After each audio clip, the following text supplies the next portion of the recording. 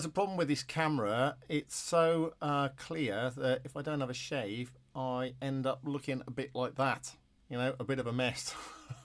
So I recorded something, watched it back and thought, oh my God, that looks terrible because I looked so bad. I had another shave, so I've just had a shave and all is good again now. So this song is in C major. Okay, so I'm starting off with this, which is a really classic line, okay? What I'm thinking is I'm seeing the chord there. I'm seeing those two notes within the chord that you can see there, right? Which is the major third and the fifth. And I'm sliding in from a half step below. Now this gives me the classic minor third to major third thing, which always sounds cool in the blues. And here I'm going from a flat 5 to a 5. Yeah, now cliches in blues are always great. Alright, and then going up to the fourth, and then back to the third. Okay, so doing that twice.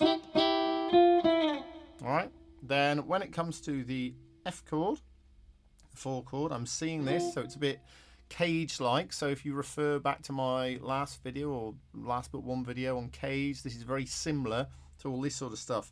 So I'm seeing this F chord here, and I'm seeing here, I'm walking up to the major third. So I'm going 2, minor third, third. Something like that. So I'm following the chord. I'm following the C chord, I'm following the F chord. So then when it comes to the G7 chord, I'm letting go a bit, I'm doing something like. So here I'm going down in threes like this, down the C minor pentatonic scale, because it's a major blues, that means I can use C minor pentatonic and C major pentatonic. I can mix them together. I think I've done a video on this. If I haven't, I definitely will do. So we're going 1, 2, 3, 1, 2, 3, 1, 2, 3, 1, 2, 3. I'm thinking. All right. So I've got a nice little ditty that fits with the timing, and then I think I'm going back to something like that towards the end, and then I've got this little run in. Now I'm doing that right at the end of the 12 bar section in the turnaround. The turnaround allows us to play things with lots of tension in. So this is a diminished line. Okay, and that sounds really cool in that place where all that tension's created, and then basically we're resolving back as we come back to beat 1 in bar 1. So then I'm doing this.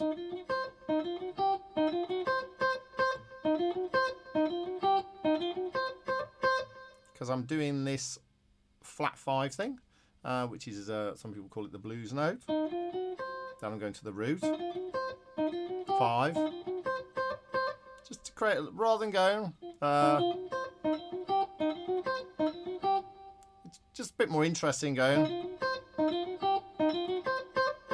So then I think I went up into position 2, or maybe position 3. Some little lines like that, something like that.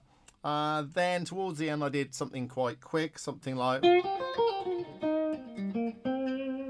So here I'm doing what I call my Chuck Berry lick. Okay, and then adding this on.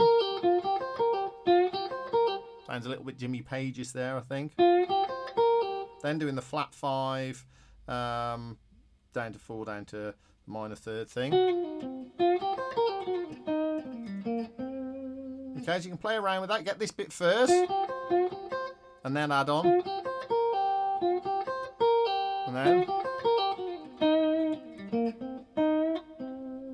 then right at the end, I think I did the classic, sliding up to that G7. So the take-homes are, when you start the solo, really try and follow the chords really closely, because that knits you in with it, okay? Then you can go a bit mad doing some other stuff, you know, some little noodly quick bits, which are quite cool, and then maybe come back to following the chords really closely. But following the chords is a really strong thing to do in the blues, particularly following the thirds. Yeah, so always thinking about, where's that third?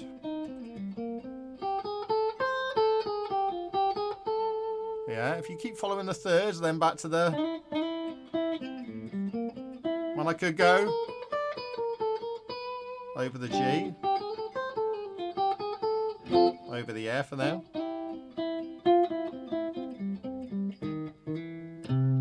Okay, so there I was kind of like really thinking about the thirds. Really thinking about the thirds will really help you with your blues playing.